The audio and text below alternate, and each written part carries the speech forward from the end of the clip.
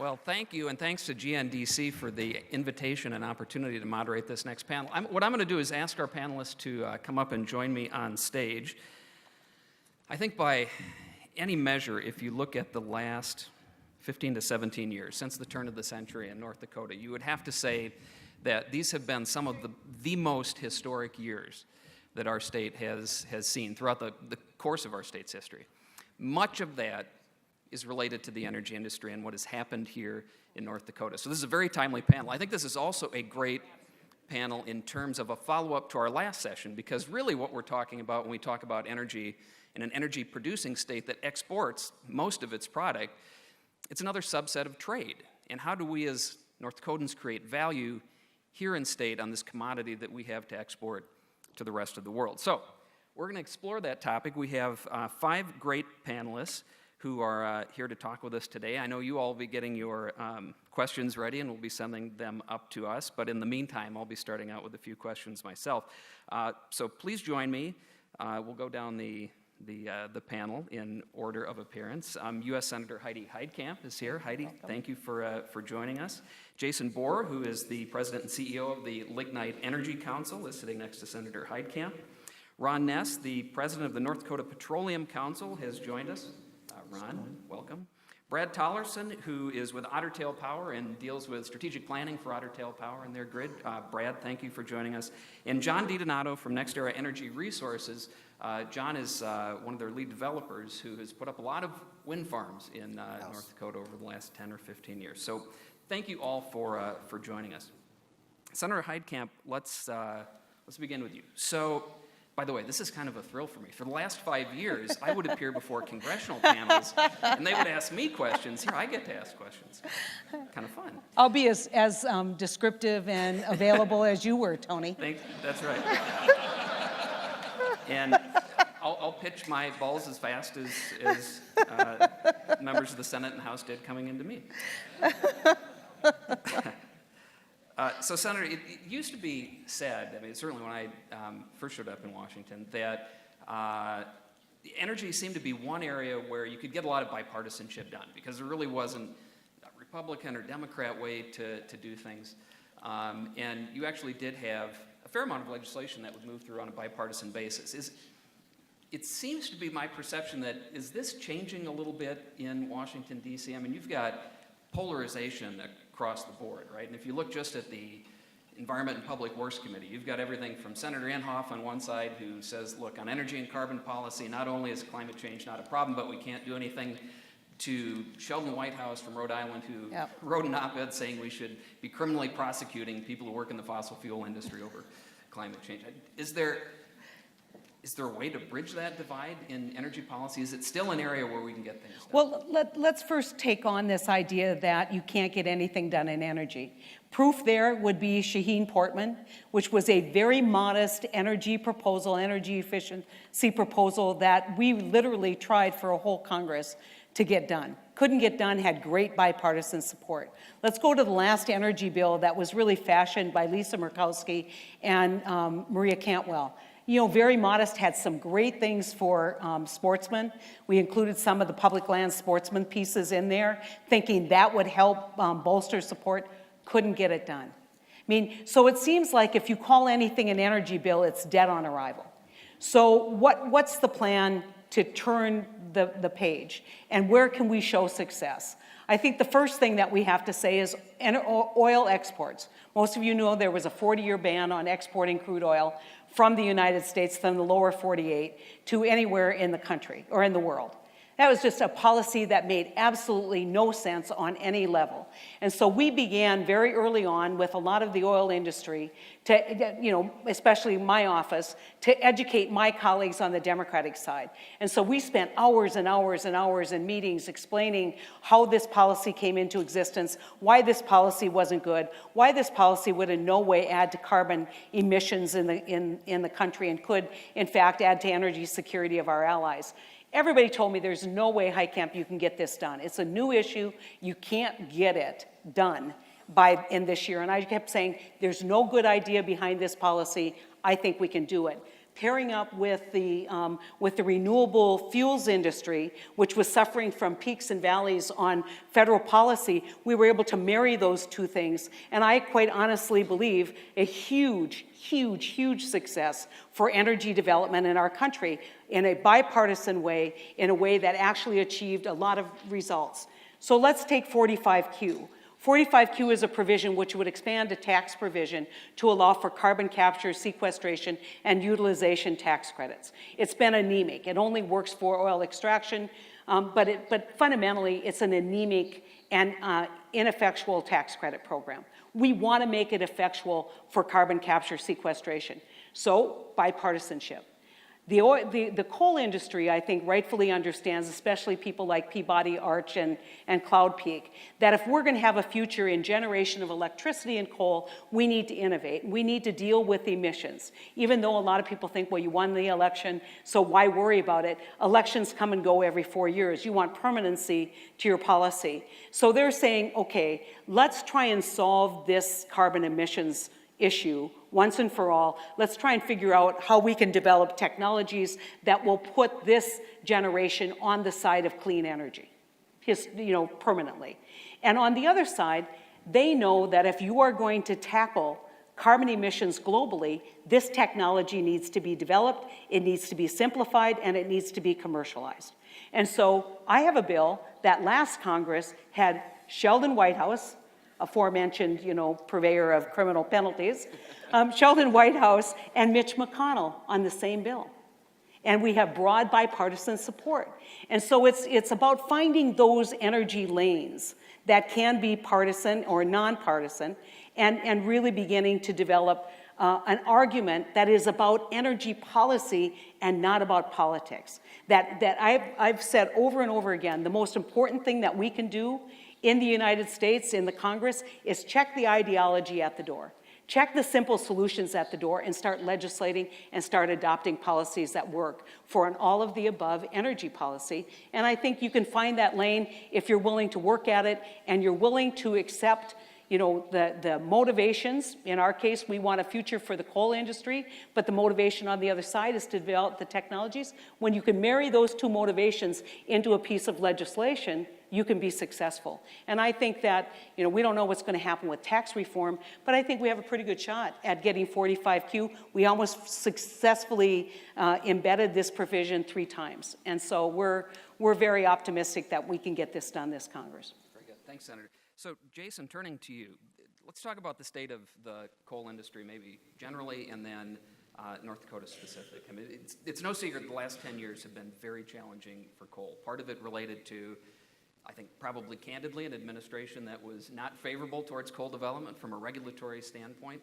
Part of it related to market forces, where you have very affordable natural gas coming into the market, have really been sort of the twin issues that have challenged the coal industry. And yet, if you look at the North Dakota coal industry, it's actually bucked some of those trends that we see nationally. Talk about the state of North Dakota's coal industry and maybe a little bit about why North Dakota has been somewhat up to this point insulated from some of the things that have really impacted companies like Peabody and Arch and those ones that Senator Heitkamp talked about. I think for the coal industry, it's really a matter of balancing the optimism of the new election, the new administration. You balance that optimism with the reality of the marketplace that we're entering, which has been disrupted by low-priced natural gas in a way that hasn't before.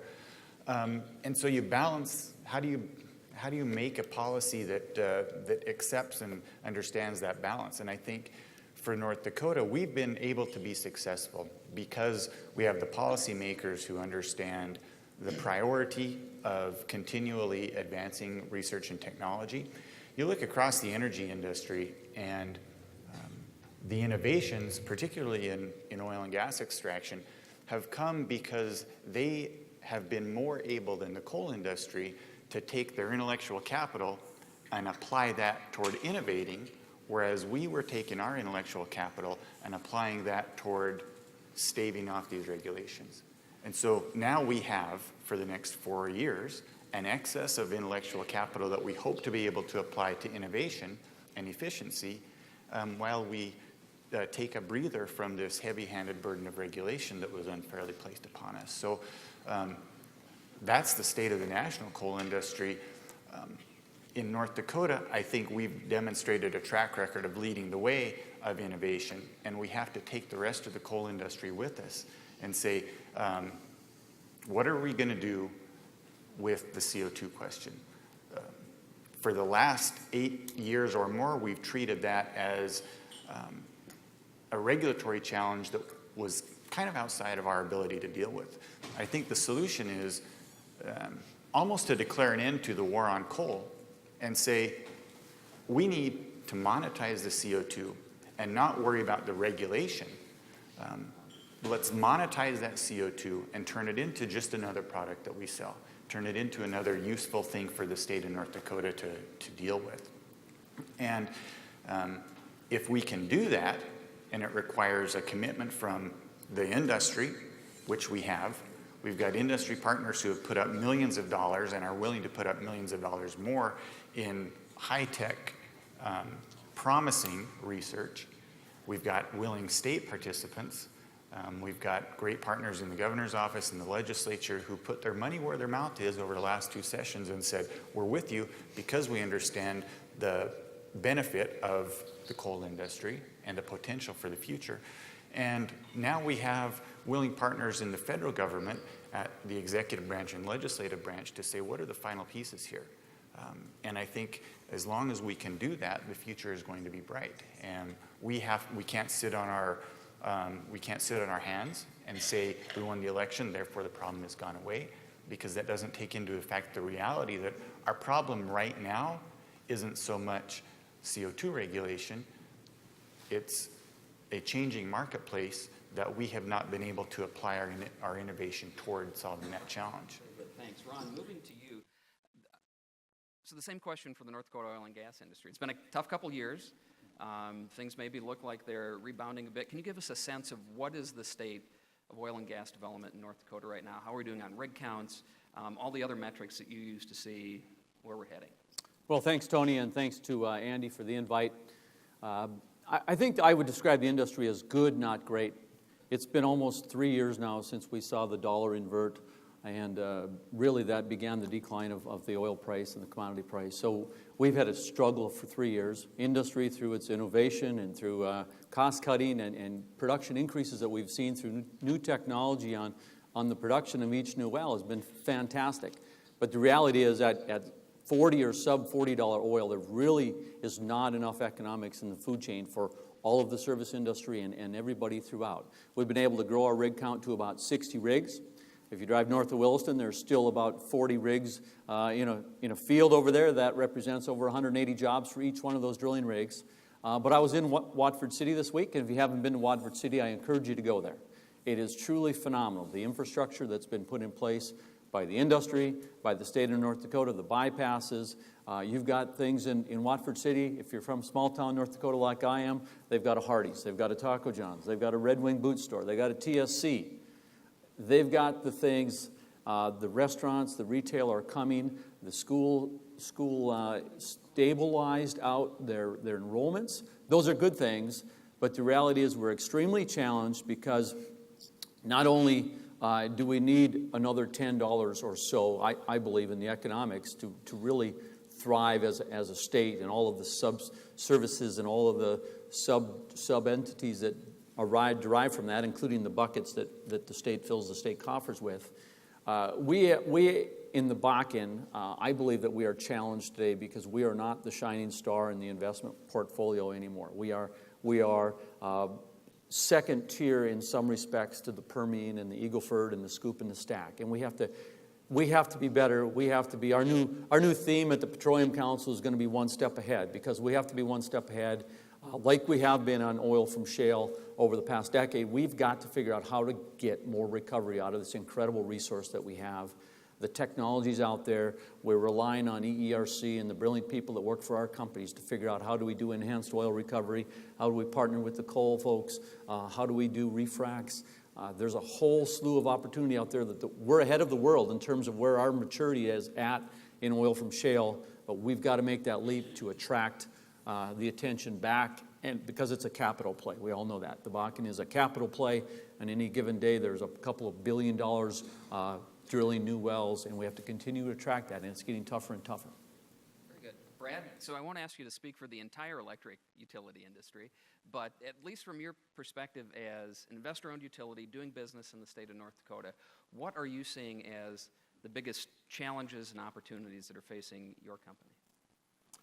You know, I think well, first, thanks, Tony, and that's a heavy weight for me to carry the whole industry here. But I think when we look at resource planning from the utilities perspective, there are always three things that we're trying to optimize and or balance. We want to find the least cost set of resources, we want to ensure reliability, and we want to minimize risk for our customers. And so as our industry has been evolving in recent years, and as we look at our resource plans, there's clearly been a shift in that right now, with the great wind resource that we have in the state of North Dakota, as well as adjoining states, whether that's Minnesota, South Dakota, Iowa, the improving technology for wind, and the extension of the production tax credit, wind is clearly a low-cost product for our customers and aims to reduce the overall cost or as a least cost resource. At the same time, it's helping us reduce risk because we're able to build and invest in an asset that will have a fixed price for the next 25 to 40 years. But I think that comes with the challenge of we have a variable energy resource that we need to protect our customers. A bad outcome for a utility is that the wind isn't blowing, prices are high, and we don't have anything to backstop that. And so what we at Otter Taylor Planning, as well as most other regional utilities, is a combination of wind and gas. Wind to capture that long-term fixed price, gas to backstop it and provide our capacity credit, and then continue to rely on our coal assets that we have. Most of the companies in this part of the country, including Otter Tail, continue to have significant coal generation that provides stable pricing. It provides the dispatchability of wind, and then just provides us with diversity. As we look forward in today's industry, there's a tremendous amount of uncertainty. You know, where will renewables go? Where will renewable pricing go? What will happen with battery storage? What's going to happen with electric vehicles? And having a good, solid, diverse fleet that includes wind, natural gas, coal is what we're counting on right now to help balance the uncertainties that we have ahead. And I think all of that applies to North Dakota as it does to each of us as individual utilities. Very good. John, so from NextEra Energy, I mean, NextEra is obviously it's a large company that has diversified assets across the country, including investor-owned utility, the largest one in the state of Florida. But for purposes of our discussion here about North Dakota, talk about the state of the wind industry here, the state of the wind industry nationwide, headwinds, sorry for the pun, headwinds that you may be facing. Absolutely. But also opportunities. Yeah, the state of the wind industry right now is one that's going to be, we're in major transition. And we've been a disruptor in a lot of markets for a number of years. And of course, the benefit, like all other technologies, of an incentive from the government to get this industry up and running. But Senator Heidkamp mentioned earlier that part of that deal a couple of years ago was to phase out the production tax credit, which has been the main driver of wind since 1989, I believe, or 92 when it was signed into law.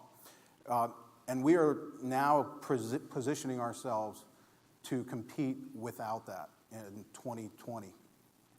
So what does that mean, actually? You know, one of the things that we've identified is we are a big data company. We have a ton of data. And when you have 100 wind turbines at a project and thousands around the country, you're collecting millions of bits of data every hour. And you can either put that in a book and say that's really nice, or use that to get better.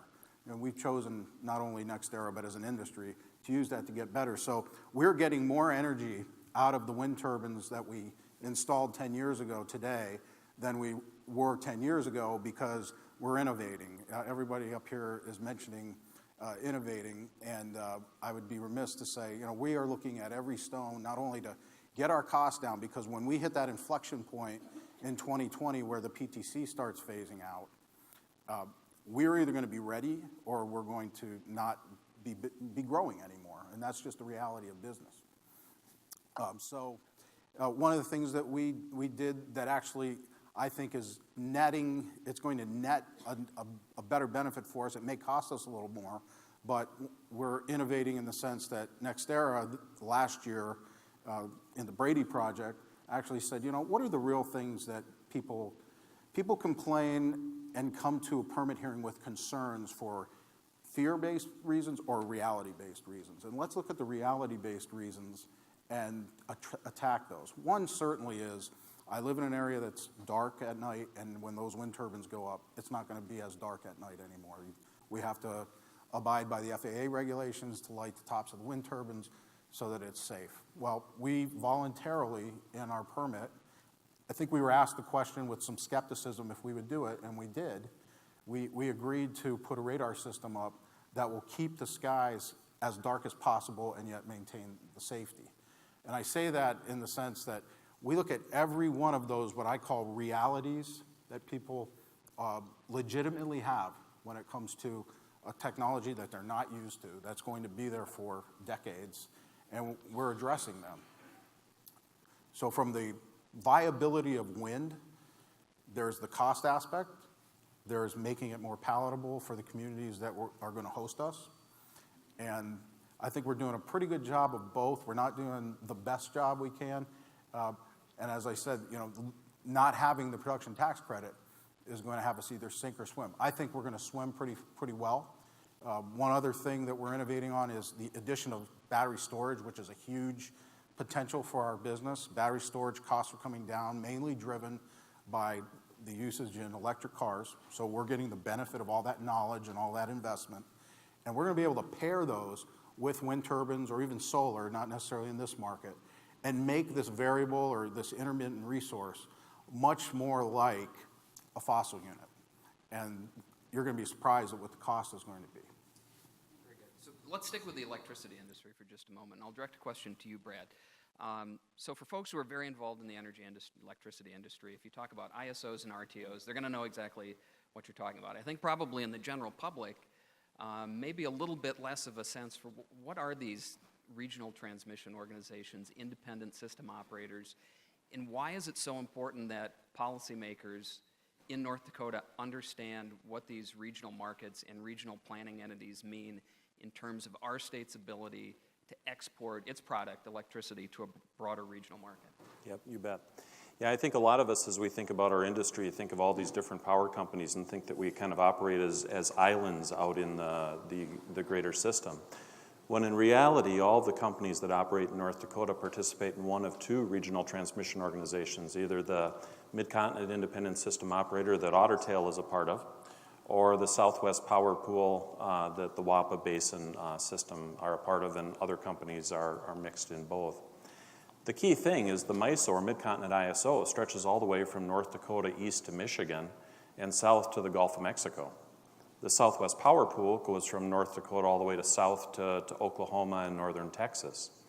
And so when those two regional operators dispatch the system or determine what generation is going to operate first and how it's going to be stacked up to meet the overall loads, or North Dakota's generation, whether it's lignite coal or wind or natural gas, all compete across large geographic areas. The boundaries of the state of North Dakota don't mean much when it comes to regional electricity markets. And so to Tony's question, as we think about the policy choices that North Dakota makes, North Dakota has to realize that how the policy choices ultimately impact the economics of projects that may choose to locate within the bounds of the state. North Dakota is really competing with South Dakota and Iowa for the same electricity market and the same opportunity to sell their output across a large area. And then the final point I'll make really goes to the value of the diversity of those large electrical and geographic footprints, whether the MISO or the Southwest Power Pool. When we have intermittent generation or we have load fluctuations, having a large electrical area to absorb those swings and changes is incredibly valuable. If Otter were still operating like we did 10 or 15 years ago as our own company, balancing our own generation, there's no way that we could handle the amount of wind integration that we've had. But taking in the benefits of the large geographic diversity of generation and loads, the amount of wind that's been integrated into the Midwest ISO at this, or Mid-Continent ISO at this point, really is not a problem for the MISO to balance on a day-to-day or hour-to-hour basis. So they're very important. Can I add to And so that? just one quick follow-up, then we'll move to John. So just to help walk folks through this, a utility that's joined an ISO and RTO, they've given up operational control of those generation resources, correct? So they're told by the market operator which units to run as opposed to being able to specifically designate which run, correct? And then that's based on what? So what happens, I don't hear my microphone right now, is that all of the generation in those footprints offers the output of their generating units to either of the RTOs. And so we offer it based on our cost, at least that's what it's intended to be. And each RTO will look at the costs of all the generation that it has available to it, and it will dispatch enough generation in ascending order of cost to meet what the demand requirements are of the system. And then by doing so, they are optimizing or minimizing the overall cost to all the electric consumers in each of those large RTOs. Okay, so least cost. John. Follow-up I wanted to make on that, thank you for setting that up, Brad, is that it's no secret that the last legislative session was very, I'll say there was a little bit of rancor, especially between Yeah, there's a few questions on that I see coming. wind and coal. And so one of the things that we did, understanding how this market dispatches, as we said, look, the focus is on 4,000 megawatts that are in the interconnection queue that could be built in North Dakota. Let's take those out. And not only that, let's take out all the wind that is currently on the ground built in North Dakota and just take it out of the dispatch. And rerun the model, the same models that all utilities run, to see how does that market get satisfied. And there were two very interesting things that came out of that. One was that the price of electricity, when you took wind out of the mix, actually went up by about $2.50 in our model. Listen, models are only as good as the inputs you put in them, but we do know what the generation stack in the United States is, so I feel pretty confident in that number, which tells me that wind is not expensive. Wind is cheap on the system. It dispatches at effectively zero or even sometimes less than zero, which also causes problem, but it's not expensive. That was one of the arguments we were having to fight. But the other one was what filled the void that wind left was natural gas in this very large market because it's the next cheapest fuel. Coal got dispatched a very little bit more, but natural gas filled the void. So one of the questions we had to keep answering was, if natural gas is really the source of a lot of coal's problems, why don't we see natural gas facilities being built in North Dakota? I can't answer that question, but I can tell you that the natural gas facilities are being built in the region, and they are filling that bucket, and they're the ones that kind of take that next layer of generation.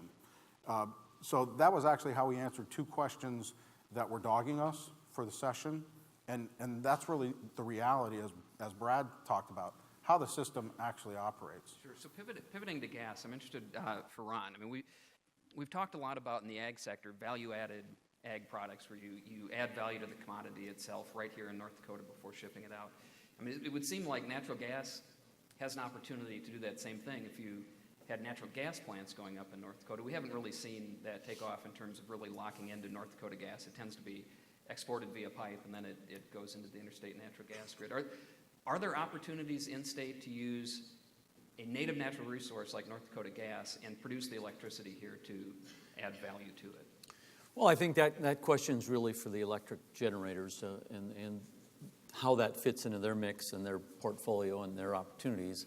I would say, though, that when we're looking at gas, there's a test project going on right now that we had an incredible discussion at the Oil and Gas Research Council earlier this week. EERC is working on a test project. We're going to take ethane and re-inject it into a Bakken spacing unit. and see how that reacts. And you're going to ultimately, if that can increase production as a tertiary recovery mechanism, we're moving the chain that direction. Ultimately, you've got ethane, you've got CO2, you're going to need all of them. The Bakken resource is a huge resource. If you get this to work, there will be competition for that gas, and it would consume a lot of that ethane that we have, or we don't know. It could be propane, could be any of those incredibly rich liquids that come out of that Bakken gas. So that's a huge opportunity. In addition to that, we've all talked about value-added opportunities with North Dakota's natural gas liquids. I still think that is our next, that's really our next economy in this state. We've got to find a way to get there.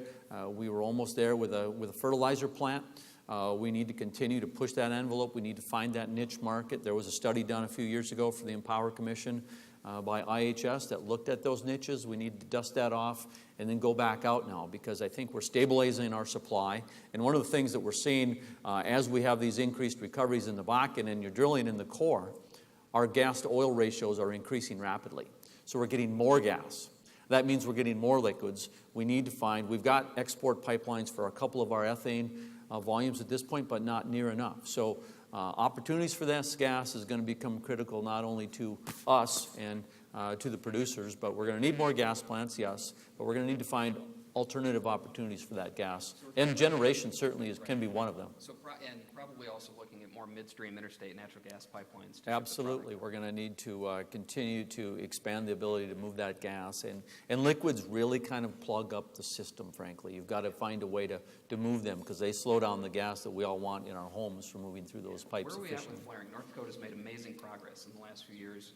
What's the status today? We have exceeded the targets set by the Industrial Commission.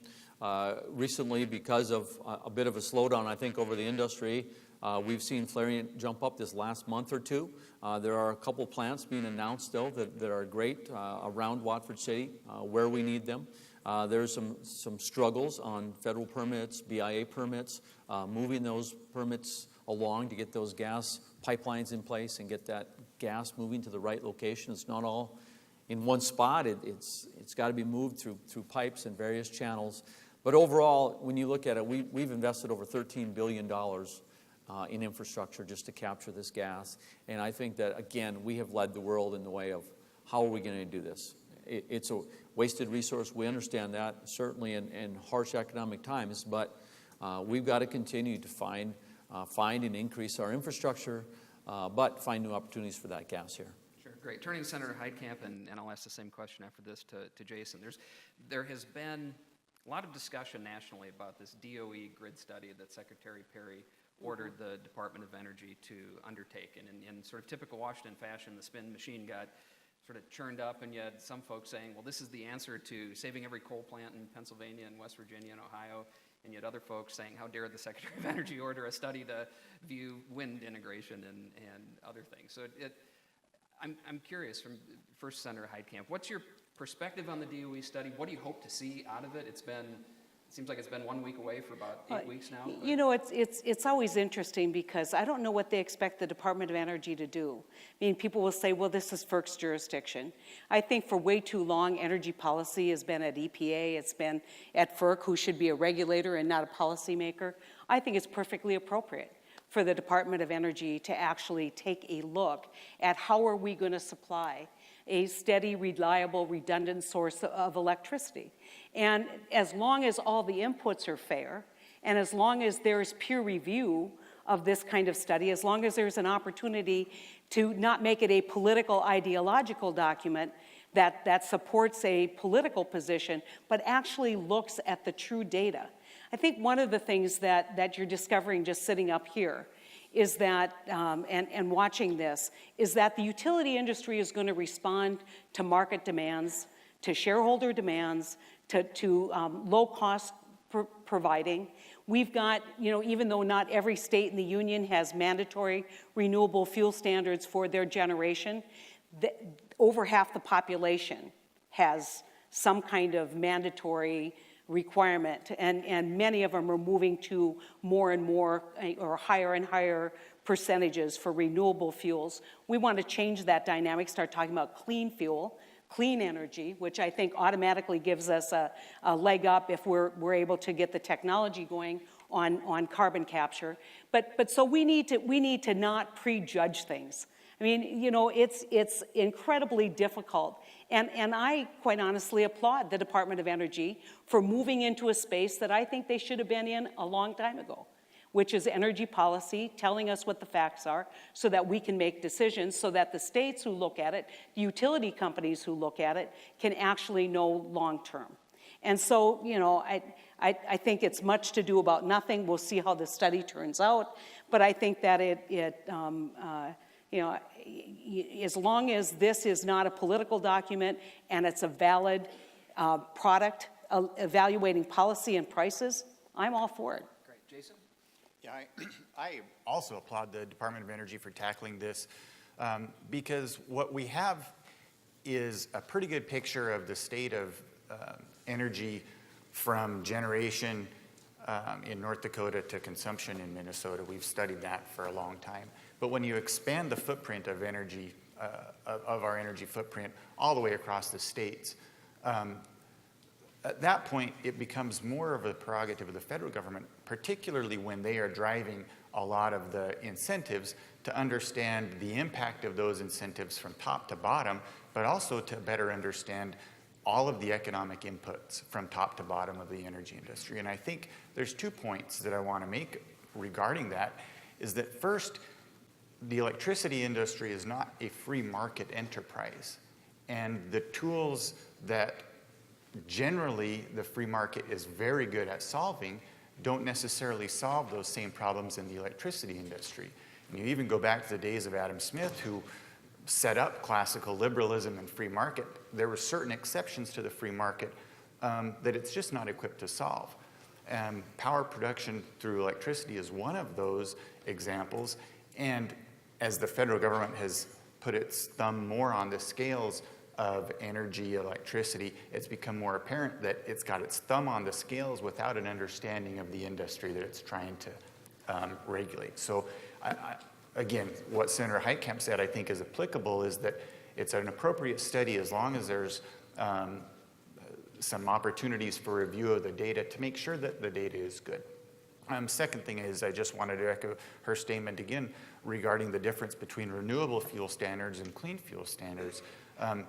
Just those 2 words indicate where your priorities are and what is your goal. If your goal is to avoid the dangers associated with excess CO2 in the atmosphere, if that's where your heart is, then either of those 2 solutions solves that problem for you. When you have a very narrow renewable standard, it cuts out half of the things that are available to solve that problem. Whether it's hydro, whether it's clean coal, whether it's nuclear, all of these, if your problem is CO2, ought to be part of the solution. From the coal industry perspective, we think that we can solve whatever problem you give us, whether it's CO2, whether it's mercury, whether it's whatever, as well as contribute positive. You talked about R&D. If there's a particular technology that you have your eye on that you think is a real winner potentially for the coal industry, I mean, you want to pick?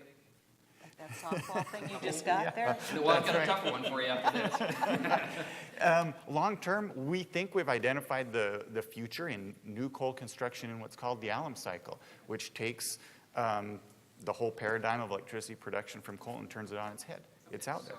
So here's the tougher one that I have. If I say Kemper, I don't know if I say Kemper plant, how many people in the audience know what I'm talking about?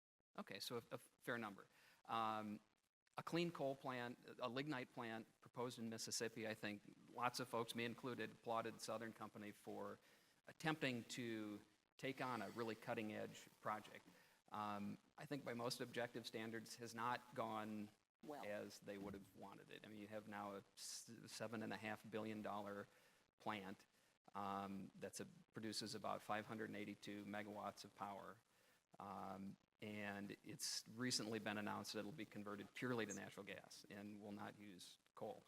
How damaging is what happened with Kemper potentially to the clean coal Yeah, industry. And let, Senator let Heitkamp, me please respond to that, because I think Kemper, a long-term project, was not brownfield, was not a retrofit behind an existing coal generation plant. I think, and some people can argue, and if there's anyone out there from Southern, I apologize, but not well planned out in the front end. I think that you could go through and take a look at each one of these steps and wonder why things weren't managed a little differently. But I'm not going to make excuses for it. What I'm going to say to you is Petronova.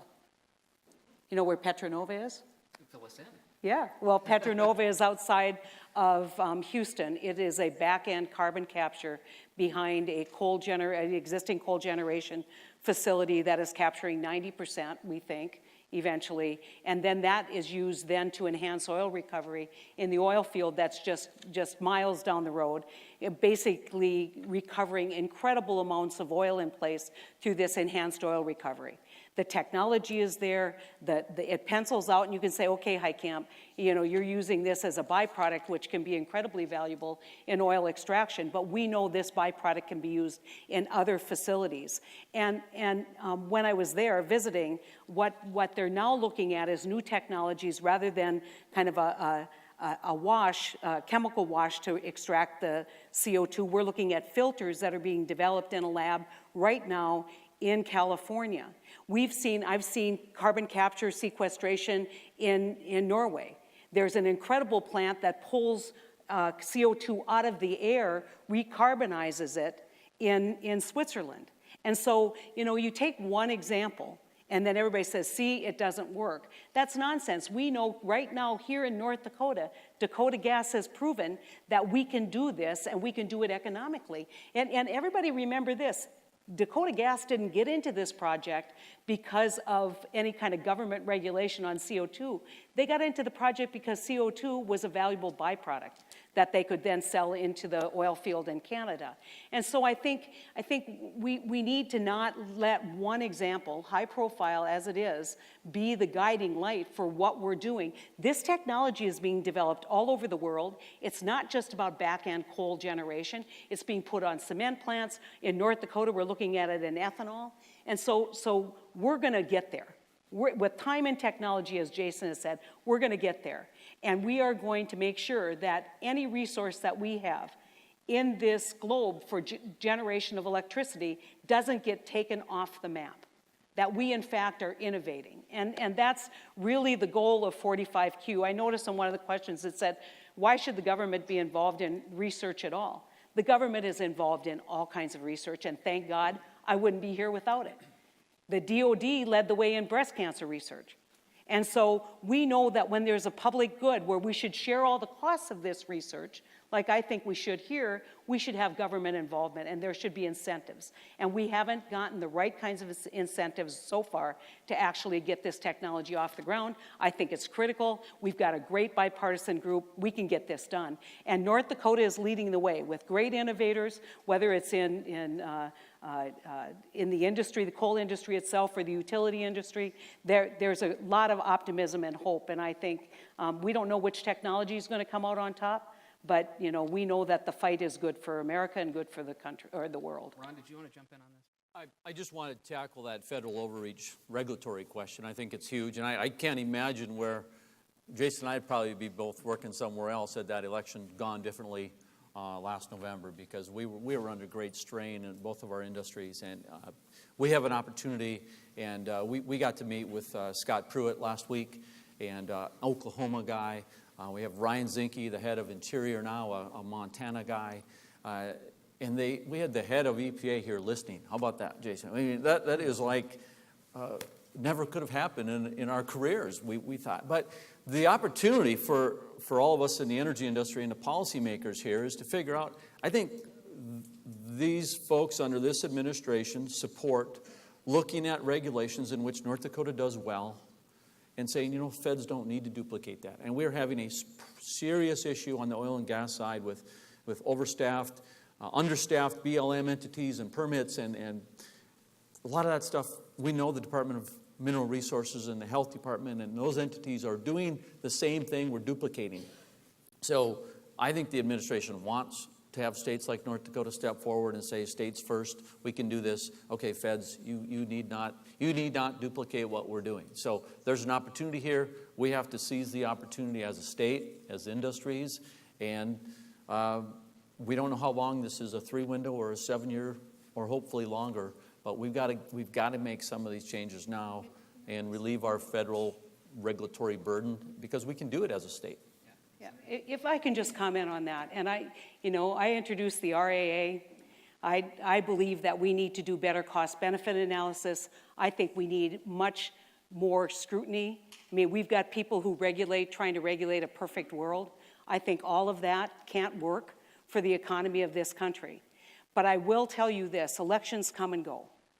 And if you bank on an election solving these problems, you'll be in the same spot potentially 4 years down the road or 8 years down the road. We need certainty in regulation. We need lower regulations, we need less regulations, and certainty in regulations. And I just want to comment because we've been watching these roll up.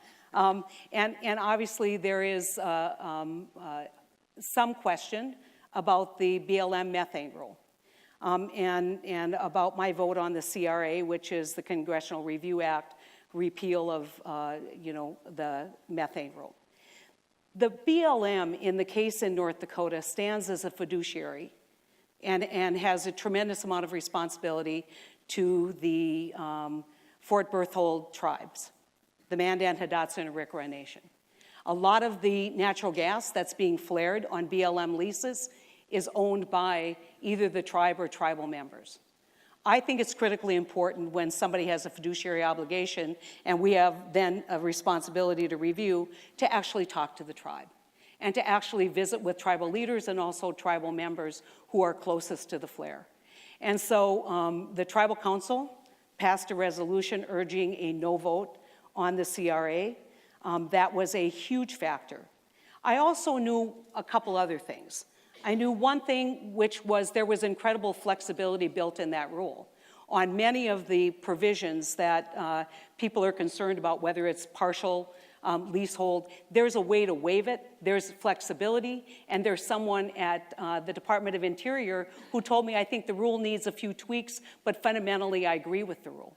And I can tell you who that is, but I'm not, it's a private conversation. But I'm telling you that there's flexibility in the rule to deal with a lot of the issues. You have a fiduciary obligation, in this case, royalty owners and people who live closest to the BLM impact.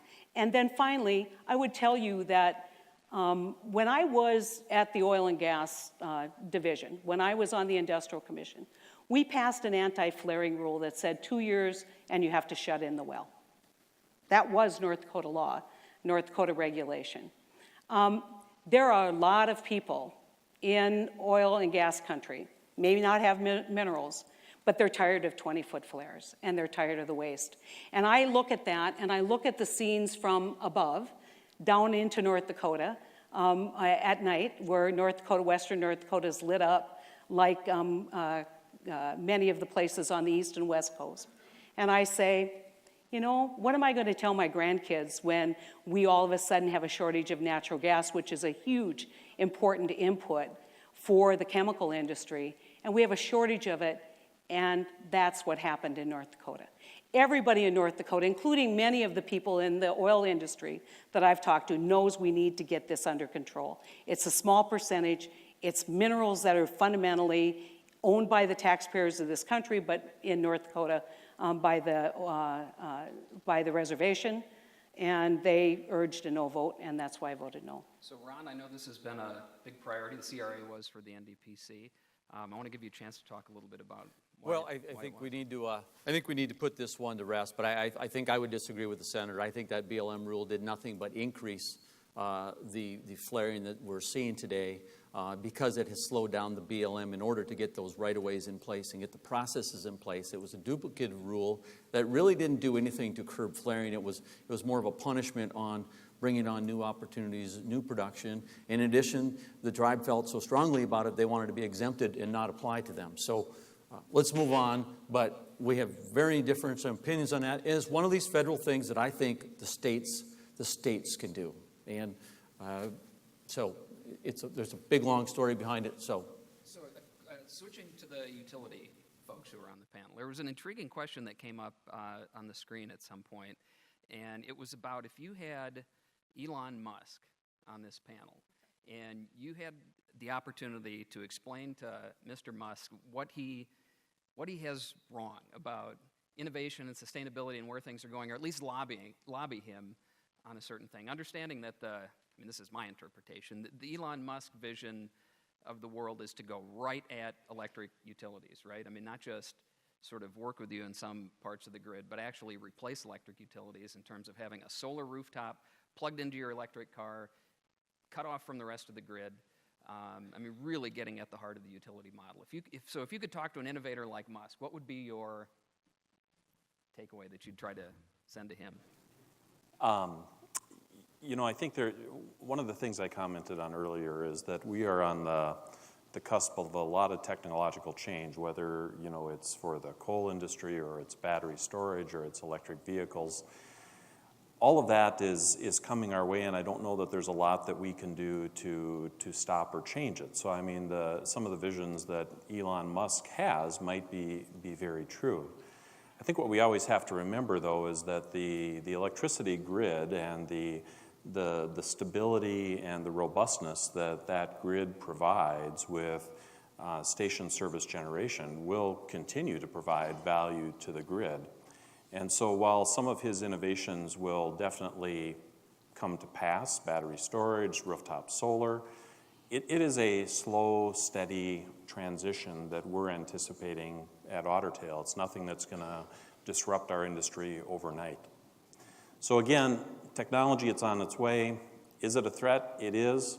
We don't know that it's anything that's going to turn us on our head overnight because there is great value to the grid. You've had a front row seat to some of this in Florida, where this has been, constitutional ballot measures and all sorts of things coming up. Well, first I would ask him how he was able to foist the bankrupt company onto the shareholders of Tesla, because that's effectively what Solar City was. And if you looked at their financial statements, it was abysmal. That said, there's no question that the electric industry in general has been very slow to innovate because they haven't had the incentive to. The technology for distributed generation has been around for 30 or 40 years, but the consumers haven't wanted it. And I still do not believe that, by and large, consumers want to be responsible for that part of reliability that Brad is talking about for their own generation. It's okay to be I'll generate when I can and take power from the utility when I have to. That's kind of something that people are getting comfortable with. You mentioned rooftop. There's the battery wall that would act something like that. But when push comes to shove, no one wants to be without power. That has been the model that we've adopted, the central generating station, pushing back to the consumers. I think there are some consumers, in particular the younger generation, who are getting more and more comfortable with breaking that model. The net metering issue, which is a big issue around the country, isn't, in my opinion, isn't fair. You have customers of these utilities that have paid for the transmission system and everything that's going to back that up. And when you push power back onto the grid, you need to pay that system for taking your power, period. If I wasn't in the electric industry and I looked at that just prima facie, I would say the same thing. So what would I say to him? I would say there are a lot of aspects of what he's pushing that are needed in the electric industry. We haven't had that incentive. Someone like him who can actually generate capital, which is the biggest, I think, threat to all of those distributed resources and why they haven't become even more widely known, is a disruptor to us. And eventually, we're either going to have to change some things and reach that next generation of power consumer who is being, I'll use the term, wooed by that, or we're going to lose those customers, and then we're going to have to see what the utility industry is looking like afterward. Sure, so I don't want to put words in your mouth, but is the idea that you still see a future for utilities, but it's one in which all the folks at the end of the line who used to be purely consumers of electricity are now moving towards sometimes being consumers, sometimes being producers of electricity, but still needing a network grid to allow that to happen. Is that? That's what I'm saying, and it's the opposite of what I would call the milkman principle. Back when I was a kid, we still got milk brought to us every other day in a little cooler crate and left on our front porch. But over time, we as consumers moved to, there's a plant essentially processing milk, and it's pasteurized, and we buy it at a supermarket. This is the opposite. The consumers are actually saying, I don't want that mass production anymore. I'm not sure they understand the cost of that, and they will. And if that cost is not equal to the benefit, they will not move. And if that cost is equal to the benefit or greater than the benefit, I may have said that in the reverse order, but if the benefit exceeds the cost, they'll move to distributed gen. If it isn't, they'll stay with their utilities. And I think we're okay with that. Yeah, Brad? And to accentuate the point that John is making, all of these technology and improvements that Elon Musk is talking about can be applied at the consumer level in a home, or they can be applied at the utility level. And there's no question from what we've seen as these technologies have evolved is that producing wind or solar at the utility level on the central station power is a much more cost-effective way of accomplishing the same policy objective that many of those customers may have. And therefore, as we think about the overall economics of the system, there's a lot of pressure for that to occur at the utility scale, large-scale level, rather than consumer by consumer. So, let me ask a question. I had, this is one that someone in the audience pitched to me prior to coming up here, which was, do we know from an engineering standpoint, is there a top limit to variable energy resources in terms of what can be brought onto the grid and still have a reliable grid? When I say variable energy resources, we're talking about anything it's non-dispatchable. It's when the wind varies, the sun varies. Do we know, or are we sort of learning as we build it out? I don't know if we actually know a hard number, but absolutely, theoretically, you have to be backed up by dispatchable resources. That we know. Whether, and Brad's point about a large balancing system has a lot to do with how many variable resources can be on the grid. If the entire United States was one balancing system, then we could have a significantly higher penetration of wind, solar, and other things that are non-dispatchable. It's still regional. It's regional. We're not even close to 20%. I mean, although oftentimes in the regions that do have a lot of wind in particular, they can reach 50% of the total amount of energy that's being consumed at any one point in time. But we're not close to that saturation point yet, and I guess we are going to find out at least one view when the DOE study comes out, give us a checkpoint of where we are today and where we might be going. I think, Tony, there have been studies done over the years that have put out different points, different percentages. I certainly have heard reports with 20 and 30% penetration in terms of overall energy is sustainable. But I think what you're asking is the overall question that we as an industry are trying to figure out today. It's the purpose of the DOE study. The RTOs, specifically the Mid-Continent ISO, is doing study work trying to figure out, okay, if we keep pushing the limits on renewable generation higher and higher, what do we have to do differently in our system? Do we have to have different new products to ensure reliable operations with larger amounts of renewables? So I think the answer to your question is that it's a question that the industry is grappling with right now. And hopefully over the next few years, we're going to be able to get our arms around that and make appropriate policy decisions based on it. Let me take a stab at that too by saying, is there an upper limit? Well, tell me the inputs. Tell me how much you want to pay for electricity and what you want to give up, where your priorities are. Then we can give you an upper limit, because theoretically, as long as you're building backstops and you're interconnected, you can go very high. But then what does that cost? So that's really one of the critical points, is what do you want to spend and what are your priorities before you find out what that upper limit is. If I can just comment too, because there's a great question. Will millennials continue to support the grid? And that may sound like a silly question, but it's exactly the right question. We're going to produce energy to a population who wants to buy it. You want to avoid distributive issues with rooftop. You start delivering a power that people think, oh, this is wind power. I don't have to run a generator. This is solar power. I don't have to, run a generator in my house in order to consume that kind of power. And so I think we need to understand that this is being driven by shareholder values. This is being driven by utility values. It's being driven by consumer values. And we're going to have to innovate to reach that point. That's why I'm so clear that we need to do better education on clean coal technologies so that when people know they're consuming energy that's being generated in a coal-fired generation facility, that's clean energy. That's energy that's been produced with the values that customer shares. And the more we can, in fact, introduce that ethic to the grid, the more we're going to avoid some of these disruptive, in my opinion, disruptive and income-shifting technologies.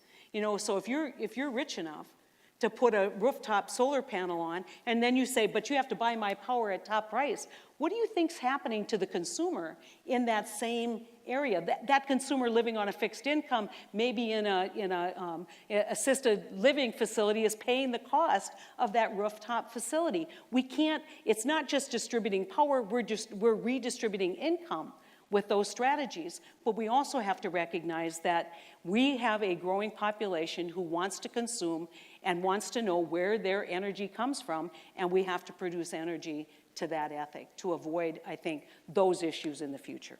Let me pivot to infrastructure development, linear infrastructure development projects, because this is a huge issue across the spectrum in North Dakota, whether it's wind power, whether it's traditional coal power over transmission lines, whether it's oil and natural gas through pipelines.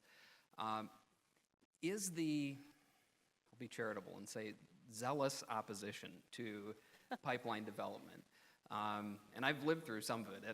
At FERC, we actually had folks stalking commissioners to their homes and sneaking around their back alleys and putting posters on the side of our house and things like that. We all know the experience here that all of us in North Dakota faced over the last 18 months or so. Is this the new normal, or is there hope that projects, whether they be pipelines or transmission lines, which electric transmission lines are not easy to get built either, is this something we have to expect, or will the fever pass at some point and we'll get some of these projects built in a more sort of timely, efficient way? I think the legacy of Keystone is this. They can't control the development of the energy at the source, whether it is, energy coming out of North Dakota or whether it's in the oil sands in Alberta.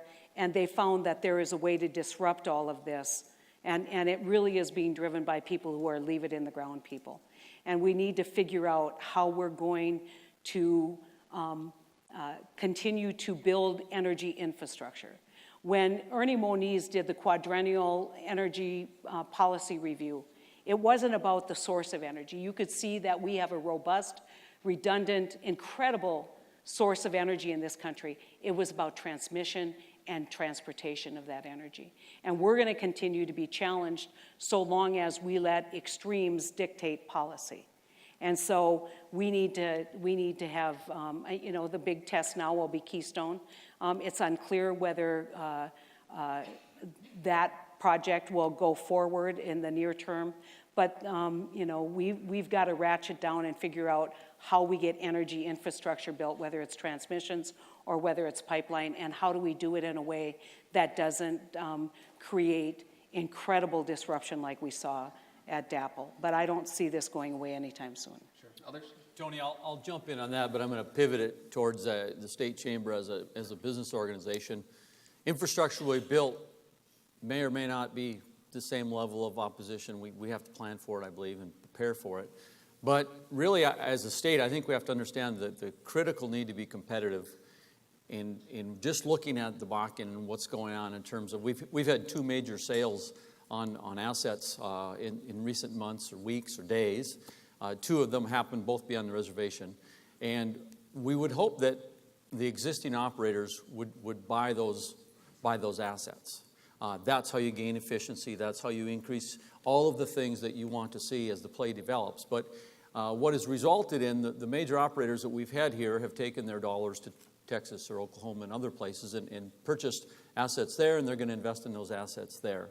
So we've seen equity funds buy the last two major purchases. I think, to me, that's not exactly how we would plan it out in terms of building and growing your assets and getting a bigger presence. So in terms of what it means in regulations and taxes and just overall competitiveness in order to attract that capital to continue to fund these big capital and infrastructure projects, we've got to keep that in mind as a business organization and ensure that this, if we want to continue to have the jobs and the tax revenues and all the things that come along with that for any of these industries, we have to be diligent in understanding we have to keep North Dakota competitive for everybody and just absolutely focus on that because we can't control all the other things that are going to happen to us. Sure. Anyone else? I would just say, John? Our company has built 2 pipelines, as you know, over the last few years, and now that we have a quorum at the FERC, maybe we'll get a 3rd permitted. But let's not forget, some of the cheapest natural gas in the United States is in the Permian. And a few years ago when we had the polar vortex, prices went through the roof in northeastern United States because we couldn't move the gas from where it's cheap to where it was needed. And that is absolutely a farce in a country like the United States. We've got to get more infrastructure built. And I would actually focus as much on transmission. If you really want to solve some of the problems that we see with congestion in the middle part of the United States, we need to build some transmission to the areas of the United States that are not blessed with those resources, Southeast, PJM market, et cetera, and move that power so that we can equate the prices of electricity across the board. We're under 5 minutes now for the remainder of the panel, so we'll start getting into a lightning round of questions with short responses. Some of these are designed to elicit yes or no answers, but we'll see how it goes.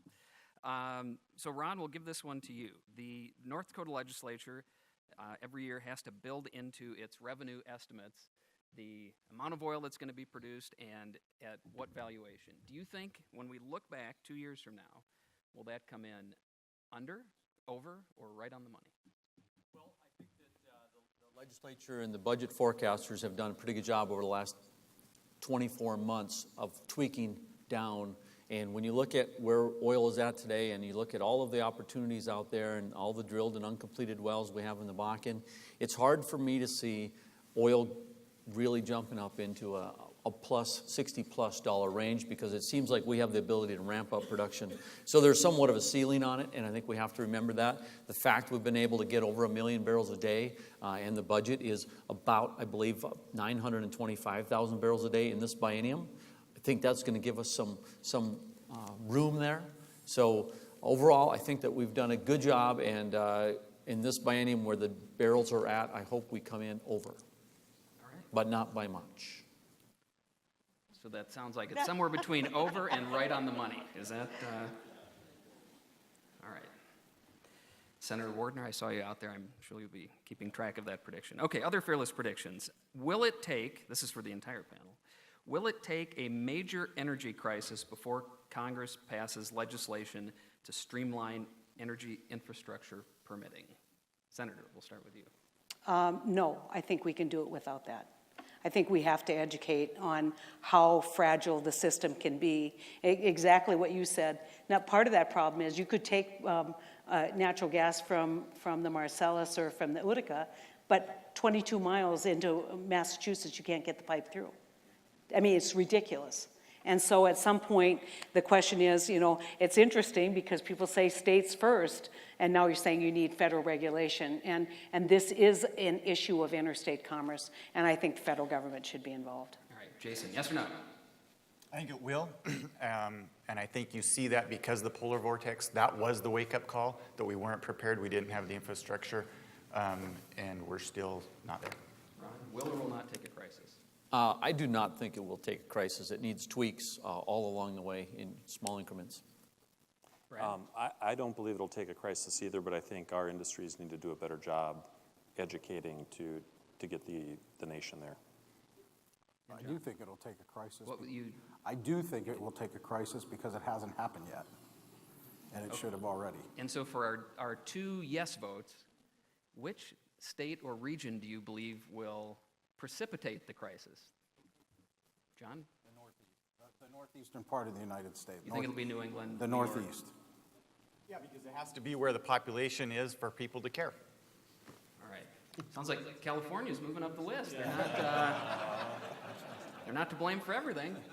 Way to go, California.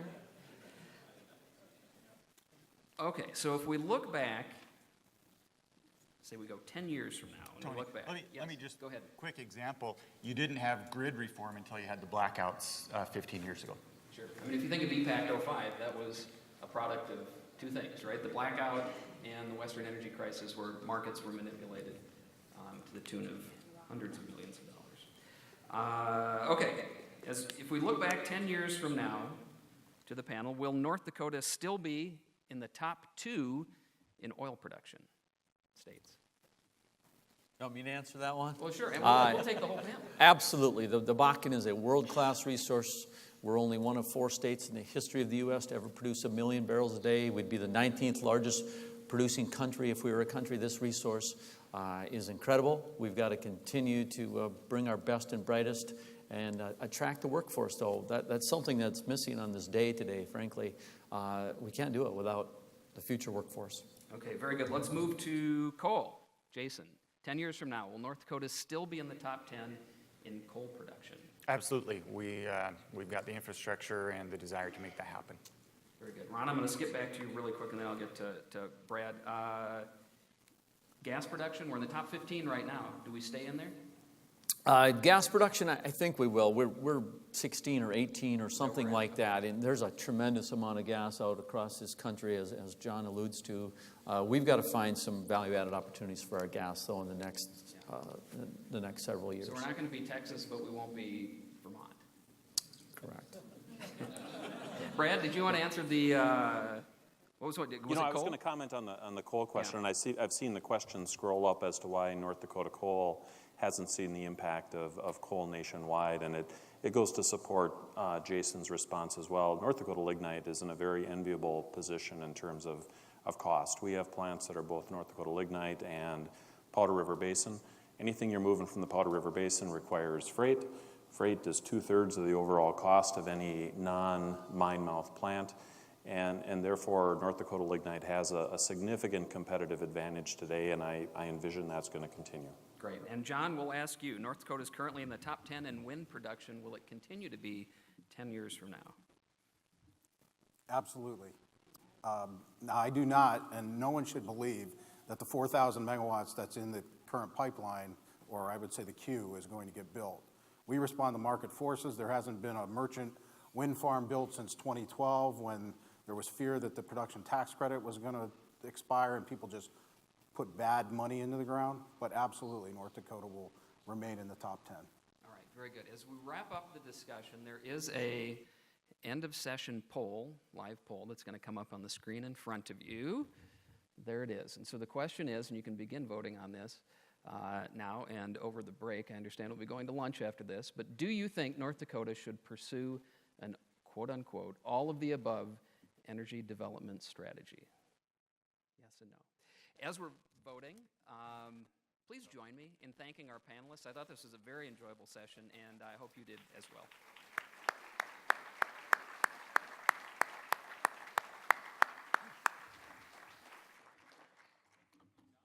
Thank you.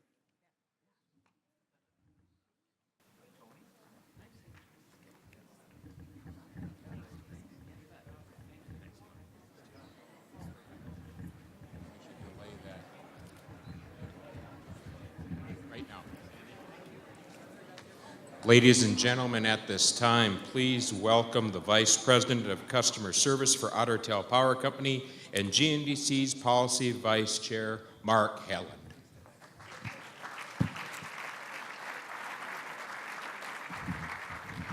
Recognizing I'm standing between you guys and lunch, we'll make this quick.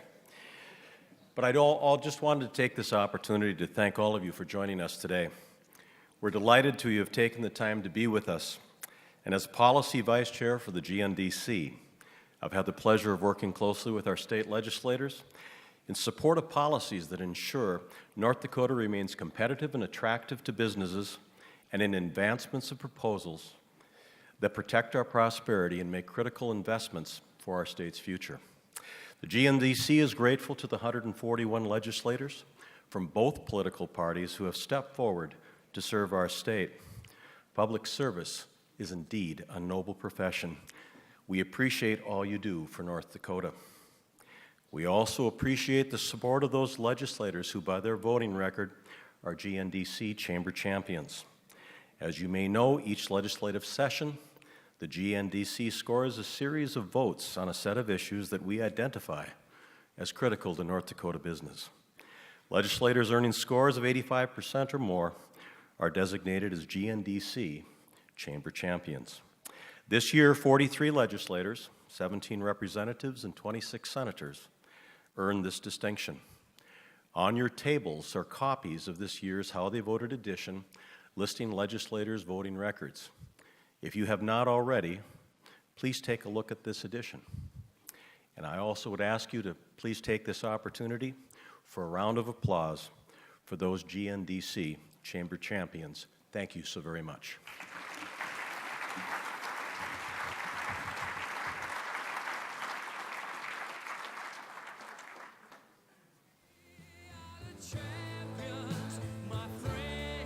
No.